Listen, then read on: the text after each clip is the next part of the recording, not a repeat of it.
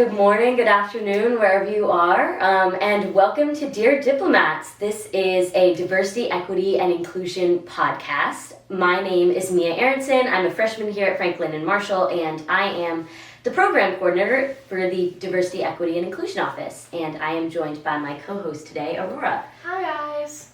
Aurora is the office coordinator for the Diversity, Equity, Inclusion Office here on campus, and our very special guest today is President Altmann. How are you doing this morning, President Altmann? Good morning. I'm thrilled to be your guest today. We are so excited to have you.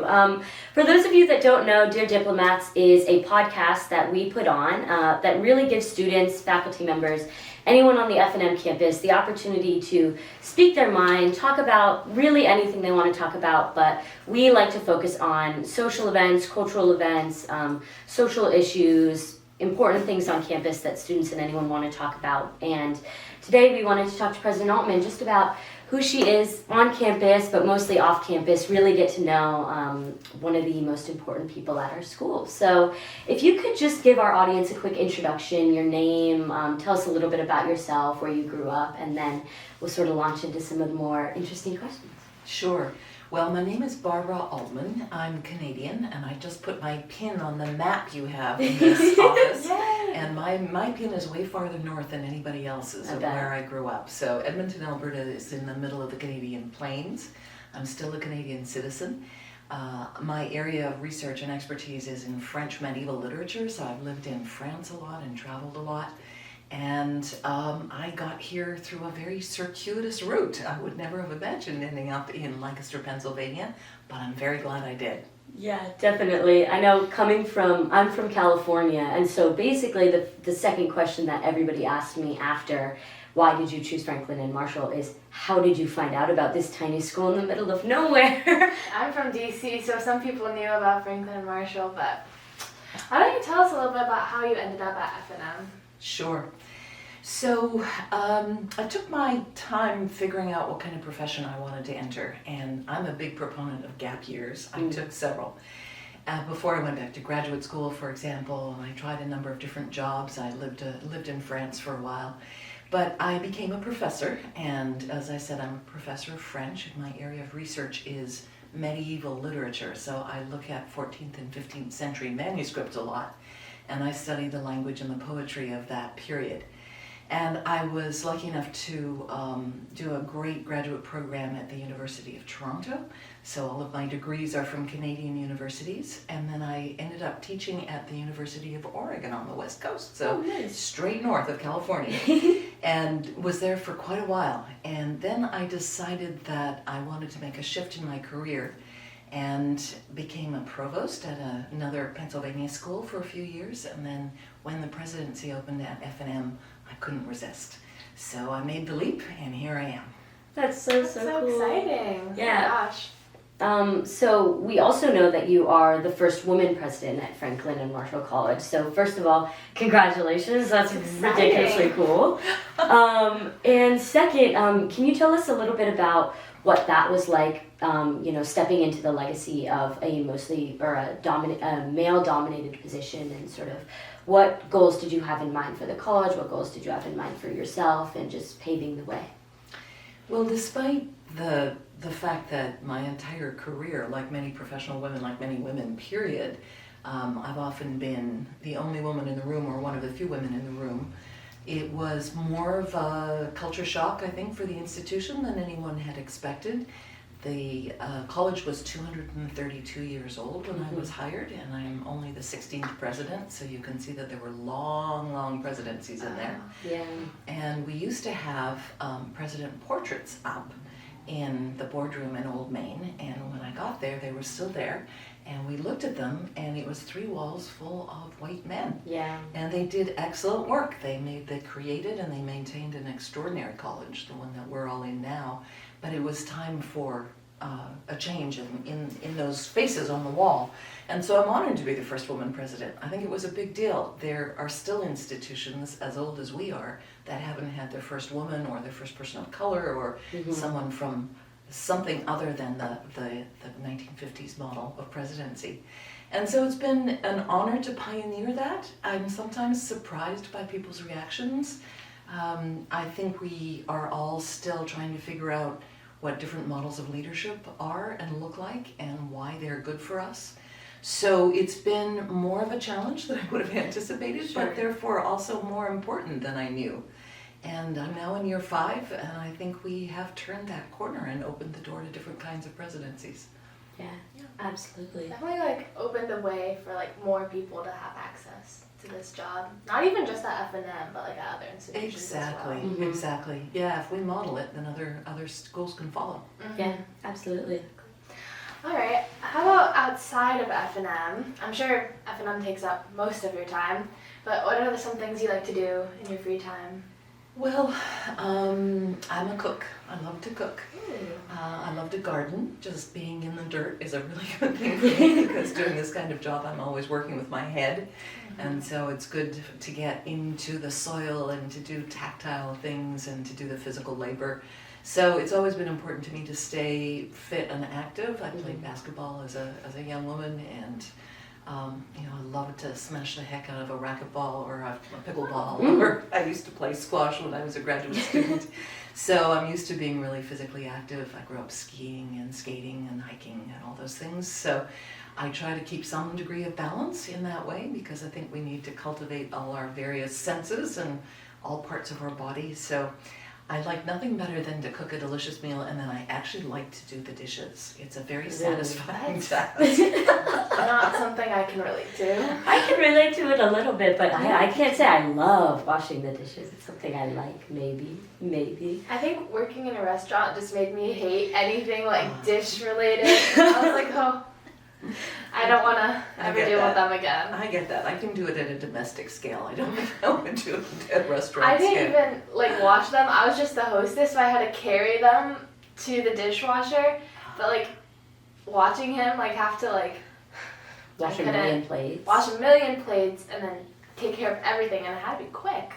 Absolutely not. One of my sons is a server in a restaurant, and so I hear a lot about it from him. Just a lot of stories. Yeah, I bet.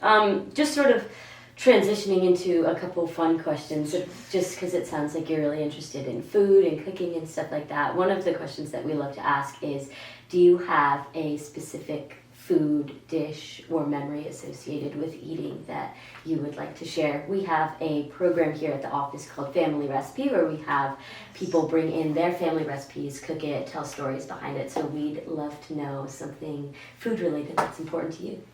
Sure, I was thinking about this question, and I hope one of these days you'll invite me to come and do a cooking demo because I know exactly what I want to make. So I grew up as the child of German immigrants to Canada. So my parents and my 3 older sisters moved from Germany, and then I was the first child of 5 born in Canada. And then there's a baby brother trailing behind me after 4 girls.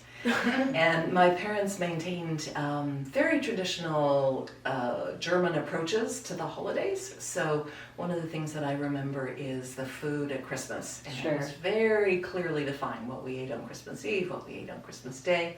And my mother made these beautiful little meringues. In German, they're called Küsschen, which means little kiss. And they work really well in a Canadian climate where it's really dry because you want meringues to be really dry. Sure. So she would beat egg whites and drop them with 2 teaspoons onto a cookie sheet, and then she would put them in the oven overnight at the lowest temperature. And by the morning, they'd be these glorious, chalky, dry, delicious bits of goodness. So that's one of my favorite memories, and I make them every once in a while. It's much more difficult in a moist climate. I bet, yeah. Wow, that's really, so, really good. Yeah, you shouldn't have said that you hope we'll invite you because we will. We will invite you It's immediately gonna after this. happen. Please do. Yeah, Family Recipe is really, really fun. It's a We've had cool some program. guests on it. Yeah. It's a good one. All right, for another question, what are 3 artists or bands that you would choose like for your own lineup at a concert? Okay, so I have very eclectic musical tastes, and it would depend on the moment. So on one day I might want string ensemble playing Baroque cello concertos, for example. But if I were doing this to be upbeat and to share it with others, I would want to put together a lineup of young and emerging artists. So my dream concert is to start with a really energetic, upbeat house DJ, like my older son, who was a producer and a DJ of deep house music, and just to get everybody moving and rocking. And then I'd feature a couple of rappers, and there happens to be a very good one in the F&M family, a nice established one who's renowned. That happens to be Dr. Gretchen Hathaway's son, Stephen Tyler, whose name is Elect when he's performing. And then I would follow him with my own son, who's a rapper. Whoa! Yeah, his rap name is Famo, and he's kind of an egghead rapper. Very dense lyrics, triple rhymes, technically really complicated stuff. He raps in 3 languages, and so I think that would be kind of fun. So that would be my lineup. Yeah, that would be That would be a absolutely cool insane. concert. Yeah. Aurora asked me this question yesterday, and I came up with the lamest answers. I was like, I don't know. What was your answer? God. See, for me, I also get told I have very eclectic music taste by basically everyone in the office. One day I could be playing Kendrick Lamar, and the next day I'm playing Doris Day. So it's sort of like a spectrum. All of the above. Yes. Gosh, I don't know. If I'm playing to my mood today, I've been getting into a little bit of like 70s soft rock recently, which is a little bit weird. But I'm in my Blondie phase right now, which is very strange. So I definitely have Blondie there. I am a big Guns N' Roses person, which is also completely strange. And then to top it off, God, what did I say? Stevie. Oh, Stevie Wonder. Oh, My favorite artist of all time, of course, Stevie Wonder. Well, maybe we could pair Stevie Wonder with Stevie Nicks. How's that? 100%. Perfect. What would be yours, Aurora? Mine? You see, my music taste, like, you and I have very similar. Like, all of your playlists, I have a playlist variation of it. Mm-hmm. So right now, I've been getting back into Queen. We are the champions. Yes. Sophomore year of high school, they were all I listened to for the entire year. It's just what happened. So then, they'd have to be there, Queen. And then, who else? I really like, Zac Brown Band. Okay. I don't, actually, is that the right one? I get their band confused. Like, Crash Into Me, Pig. I think I know what you're talking about. Yeah. I can't place the name I'm of pretty it. sure that's, Mm-hmm. it sounds like that. Mhm. I'm pretty sure it's that. And then, to top it off, like, Taylor Swift probably. Slay. Like, yeah. It'd be a wide range. Like, I bet the people who showed up for the first half would leave for the second half, and then, like, Watch out for the second half. Exactly. And not come for the first. Yeah. yeah, but, you know, you cover all your bases. Exactly. Brilliant. Sell the most tickets that way. Yeah. We're definitely a music kind of office. The There's always speaker music. in the office is never off. It's never That off. sounds great. It's, Oh yeah. It's I wonderful. have to hang out here with y'all. You should. That sounds good. Yeah, definitely. All right. Our next question is, do you have a secret talent, and can you show us? Oh boy, I don't know. How much do I want to reveal? I'm not sure. One little party trick is that I have double jointed thumbs, and so I'm not going to show you now because it's a little gross. But I used to do that as a look. I've got, my thumbs can rotate in these weird ways. Oh, really? So there you go. And one of my shoulders pops, and so my joints are all quite flexible. So That's kind of just a what little we oddity. that's what we said. We said yesterday. Yeah. Both of our Really? Well, both you of our have a pinkies can pop Can out. pop it. Oh I should do yeah, it. and this. Yes. Yeah. Like, I can do it. Yeah. And then I can do. You can also, Mia has a really special party trick, actually. I can't do it now because I don't have the right amount of space in this room. But I can I don't know how to describe this. I can get on. We always called it like the water sprinkler. It's like, do you know what a coffee grinder is? I do. And yeah. like you swing your leg Yeah, around yeah. and jump over it. Maybe we can have Christian put like a little gif A of gif someone of doing me it in doing the corner. Yeah, that that's is a good my. idea. I'd like to see it one of these days. Yeah, that was a It's- Jewish Community Center first grade ballet class special where I learned that.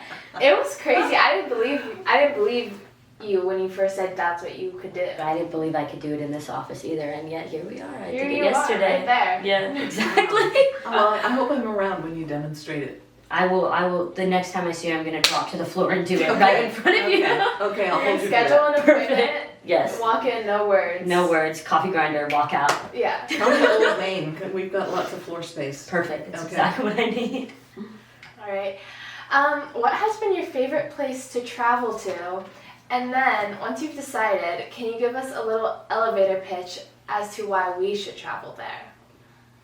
Sure. Well, it's hard to pick my favorite place. I travel a lot. I've lived abroad. It's a perfect question for you. Yeah, it is. I'm very fond of the south of France. I lived there a couple of times for a while. My mother came from a little German town called Lübeck up near Hamburg. And I visited as a kid, but I didn't really, all I knew was my grandmother's house.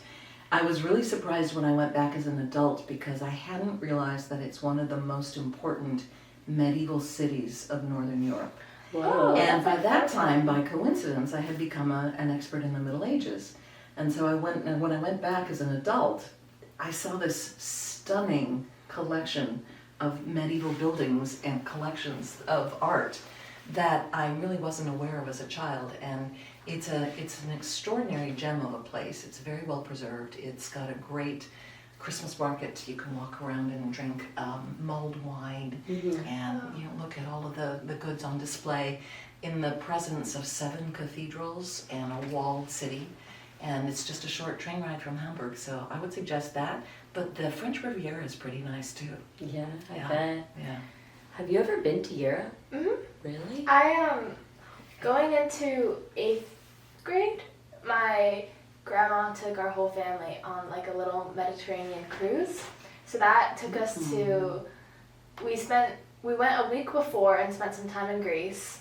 And then the cruise took us to Montenegro, Italy, and then I think Spain, maybe. And then we spent a week afterwards and we went to Spain. We spent time in Spain, France, and England. Wow. So it was like a 3-week-long trip with 21 people all traveling together.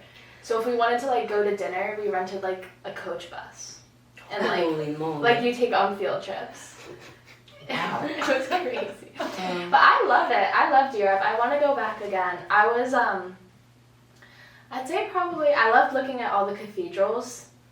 That was really beautiful. And then last year I took an AP art history class. So getting to like learn about like the architecture and then like how they were built was like kind of throwing me back. Like it made me want to go back a lot. Yeah, but you'd see them differently if you went back now. Yeah. In France we went to Paris, Yeah. For your first time, I feel like that's where you gotta go. You gotta start there, yeah. Yeah, but it was cool. I think I'll also make a pitch for the Canadian provinces that people, especially Americans, don't visit all that often. But the east coast of Canada, the Atlantic provinces are really gorgeous. So if you just keep going from Maine and keep going north, the beaches and the landscape are really gorgeous. I think I'd like to go to like the rural parts of Canada, like see all the nature. Because I feel like you don't get that stuff. There is like, a lot of nature up there. There Yes. is. I encourage you to go and explore it. It sounds so cool. Yeah, I've been to Vancouver. Really? Yeah. I only Great went city. It was so fun. We ended up staying, we had a cruise actually that launched out of Vancouver, like an Alaskan cruise, but we were there in June and we got to go see the Pride Parade, which was so fantastic. Oh, it was so really, cool. really It's cool. a big deal. We just stumbled on it and we were like, oh my god, is that Justin That's Trudeau? the Like, that's the Was it? guy. Yeah, it was. And my mom, this is a running joke in my family, my mom got a photo of him and he's looking directly at the camera. And she's like, Justin Trudeau's looking at me. And my dad's like, what the heck? That's crazy. Well, I'm a Canadian and I've never had Justin Trudeau directly to me. I'm jealous. No direct headshots? Yeah, it was very, very strange. But it was really, really fun. I'd like to go back. The only time I went to Canada, I was like 5, and I had begged my parents. I was an only child for like the first decade of my life, so I was begging my parents, like, I just need to go see Niagara Falls. Like, I need it. And they were like, okay, we'll do it. So they planned out this like beautiful vacation to take me there. It's like they had the little cruise, the mist cruise, like where you kind of go around it for half an hour, and like the one where you can hike up into the falls. Ooh. And on the first day, the first activity was that cruise. And the captain tells a story about how a little kid fell off and passed away. And after that, I was like, no, I'm going home. Oh I my was like, gosh. And then the rest of the pictures, anytime I was near Niagara Falls, I was just sobbing. No. But my parents were like, we paid for this vacation, like we're going on the activity. So I'm just like crying, but I'm like holding my thumbs up because my parents are like, look happy, like come on. And I'm like, I don't want to be here, like that little boy. Poor Aurora. That is goofy. It's a very vivid childhood memory for you. No, I was I gonna will say. talk about it for like a while because it's just like I feel so bad because like they did so much for like their 5-year-old who heard about Niagara Falls in school. And was like, oh, I have to go there. Oh my goodness. But like I remember we stayed in this hotel and they did like a cool light show on the falls. Ooh. So they like, That made lit it up for it. That You made up didn't for have to it. be close to it. I You was just watched from I was afar. watching it from my room. I was safe In a bed. in my bed, Very, very nice. not on a boat. Yeah, that sounds. Oh, what the? It was a moment. I know. Yeah, it sounds like it. Moment in time. All right. Our next question is: when you were a kid, where did you imagine you would be at this point in your life? Did you have any I ideas? had no idea. And in fact, it was a little scary when I was graduating from my undergraduate degree because I had no idea where I was going to end up. Mhm. And I knew there were infinite possibilities, but I didn't see a path. Mhm. So that's one of the reasons I took some time to explore. Yeah, Yeah. I had no idea at all. I'm a very independent person, so I knew that I would be off doing something, supporting myself, and it had to be something interesting. I was not willing to settle for a job that didn't really thrill me in some way. So I knew that much, but I didn't know what that was going to look like. So it just took a while to figure out. Yeah, definitely. During your gap years, how did you sort of like get an idea of what you wanted to, like I'm sure it's helpful for our graduating students now who aren't quite sure what's going on or what they want to do to know their president was experiencing the same thing. Yeah, I try to tell this story a lot because it's perfectly okay not to know what you're going to do next. And it takes a while to figure it out, and you do that by trying things. So for a while, I supported myself doing 3 different part-time jobs, and they were everything from working as a research assistant to running a TV interview show to Wow. I did all kinds of things. I worked as a bilingual secretary for a pharmaceutical firm, just whatever jobs I could pick up to make the rent. But I also lived in Europe for a year each a couple of times and taught. And I just kept getting sucked back to school because it was the most interesting place I'd ever encountered, and I had fallen in love with my field. So I just wanted to keep studying medieval languages and literature. I did go to law school briefly, as in 10 weeks. Oh, nice. It was very clear to me that that was not something I wanted to pursue, and I felt like I was wasting everybody's time. So I remember very clearly telling the dean of the law school that I was withdrawing, and he was not pleased with me, but there it was. So, I just tried a lot, and it really helped me figure it out. Yeah, So definitely. interesting. I think that's really important for Yeah. students to hear, especially because, I don't know, for me, there's an expectation that in 4 years I'm going to know exactly what I'm doing with the rest of my life, and that as soon as I graduate, I'm like into the workforce and like, oh my god, I'm a productive member It of feels like that society. expectation's like in a year because you're Yeah, declaring your major major. your spring sophomore year. So that basically is like, I mean, Yeah. I'm sure most people don't work in what they've majored in, but like it feels like such a big moment. Yeah, definitely. It's comforting to hear that we have Yeah. a lot of time to figure it out, and that taking opportunities to try a bunch of stuff out is Especially for the beneficial. seniors who are probably getting a lot of like pressure from their family and maybe their professors to be applying to grad schools, applying to jobs, and like have it like figured out. Yeah, definitely. So the job market's great right now, right? And your generation moves from job to job much more rapidly than my generation ever did. So you can expect to have something like 11 different jobs by the time you're 42. I'm making up those numbers, but it's a lot in a short amount of time. And everybody's hiring, and you're all going to be so beautifully prepared. So it doesn't matter where you start. And we actually have really great data. There's a thing called a Sankey graph where there's a visual pathway from whatever's on the left-hand axis to whatever's on the right-hand side. And so we have graphs that have all of the majors down the left-hand side and all of the major professions on the right-hand side. And there is graphic proof that any major can end up in any profession. So that choice of major, you should just follow something you're passionate about because you can turn it into anything you want when you're down at the other end. That's my least favorite question when they're like, oh, what are you going to do with that major? It doesn't matter. You can do anything. The answer is anything. Mm-hmm. That's awesome. Yeah. Yeah, anything I'll just and say that at anything. Thanksgiving. Whatever I want. Yeah, exactly. The president said I can do anything I want with this major. Exactly. I have video proof. I'm gonna pull up the podcast at Thanksgiving dinner. Real quick. Yep. Exactly. Did you want to do some rapid fire questions? Oh, yes. Okay, I'm ready. I think I'm ready. They're pretty intense. They are intense. I know. Aurora asked me yesterday, and I got flustered on the spot. Okay, are we ready? Are you going to hold me to this? This is Just like whatever your gut says, Okay. vocalize it. Okay. Alright. Drums or flats? Flats. Hot painful. or iced coffee? Hot. French fries or onion rings? French fries every time. Ranch or blue cheese? Ranch. Books or movies? Ooh, half and half. Half and half. Half. Interesting. Interesting. Let's come back to that. Winter or summer? Winter. Biking or rowing? Biking. Rowing. Interesting. All right. Back to the books or movies question. What's your favorite book? What's your favorite movie?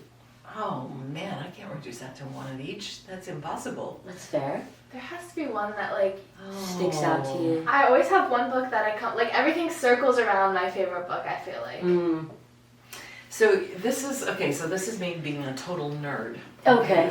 There's a wonderful French novel called La grammaire est une chanson douce, which means grammar is a sweet song. So it's a Whoa. very imaginative novel about people who land on an island where the letters speak to them and words form, and so it's all about language and the arbitrary nature of language and about the importance of communication. And I'm so much a language person. That's what thrills me daily in every conversation. And so to read a novel about language and about letters and meaning, I geek out about it all the time. So that's my favorite current novel. Wow. Cool. That sounds awesome. That sounds like My something- favorite book is not that. No, I know. My favorite book's like, what did I You say? said All the Light We Cannot See. All the Light We Cannot well, See. That's my favorite book. Oh, that's terrific. Yeah, it was My- wonderful. My favorite book's A Tree Grows in Brooklyn. Oh, those are Oh. wonderful books. I love Yeah. that book. I read it for the first time when I was probably a little too young to like get it. I was probably in 5th grade. So then 2 years later I read it again. So now I just like read it every 2 years. And I feel like each time I get a new perspective on it. That's a great exercise. Good for you. It's I like love that. going back to places you saw when you were younger and then seeing them differently.